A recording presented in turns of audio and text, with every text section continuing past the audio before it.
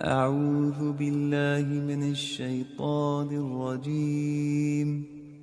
بسم الله الرحمن الرحيم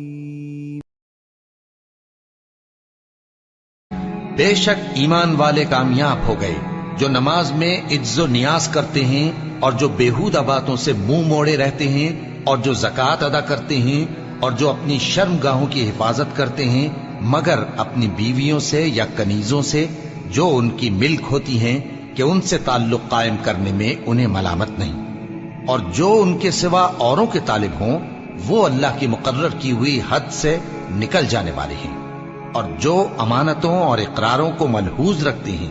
اور جو نمازوں کی پابندی کرتے ہیں یہی لوگ میراث حاصل کرنے والے ہیں، یعنی جنت الفردوس کے وارث بنیں گے، وہ اس میں ہمیشہ رہیں گے۔ اور ہم نے انسان کو مٹی کے خلاصے سے پیدا کیا ہے، پھر اس کو ایک مضبوط اور محفوظ جگہ میں نطفہ بنا کر رکھا، پھر ہم نے نطفے کا لوتھڑا بنایا، پھر لوتھڑے کی بوٹی بنائی، پھر بوٹی کی ہڈیاں بنائیں، پھر ہڈیوں پر گوشت پوست چڑھایا، پھر اس کو نئی صورت میں بنا دیا۔ سو بڑا برکت والا ہے اللہ جو سب سے اچھا بنانے والا ہے۔ پھر اس کے بعد تم مر جاتے ہو، پھر قیامت کے روز اٹھا کھڑے کیے جاؤ گے، اور ہم نے تمہارے اوپر کی جانب 7 آسمان پیدا کیے، اور ہم خلقت سے غافل نہیں ہیں۔ اور ہم ہی نے آسمان سے ایک اندازے کے ساتھ پانی برسایا، پھر اس کو زمین میں ٹھہرا دیا، اور ہم اس کے نابود کر دینے پر بھی قادر ہیں۔ پھر ہم نے اس سے تمہارے لیے کھجوروں اور انگوروں کے باغ بنائے، ان میں تمہارے لیے بہت سے میوے ہوتے ہیں اور ان میں سے تم کھاتے ہو۔ اور وہ درخت بھی ہم ہی نے پیدا کیا جو طور سینا کے دامن میں ہوتا ہے، یعنی زیتون کا درخت کہ کھانے کے لیے روغن اور سالن لیے ہوئے اگتا ہے، اور تمہارے لیے چوپایوں میں بھی عبرت ہے کہ جو ان کے پیٹوں میں ہے اس سے ہم تمہیں دودھ پلاتے ہیں، اور تمہارے لیے ان میں اور بھی بہت سے فائدے ہیں، اور بعض کو تم کھاتے بھی ہو،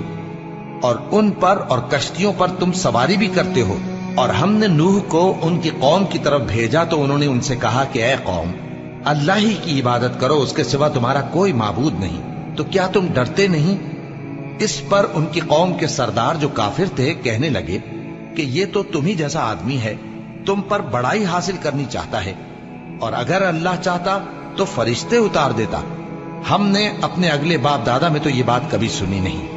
اس آدمی کو تو دیوانگی کا عارضہ ہے، تو اس کے بارے میں کچھ مدت انتظار کرو۔ نوح نے کہا کہ پروردگار، انہوں نے مجھے جھٹلایا ہے، تو میری مدد کر۔ بس ہم نے ان کی طرف وحی بھیجی کہ ہمارے سامنے اور ہمارے حکم سے ایک کشتی بناؤ، پھر جب ہمارا حکم آ پہنچے اور تنور پانی سے بھر کر جوش مارنے لگے تو سب قسم کے پالتو حیوانات میں سے جوڑا جوڑا یعنی نر اور مادہ 2 کشتی میں بٹھا لو، اور اپنے گھر والوں کو بھی سوائے ان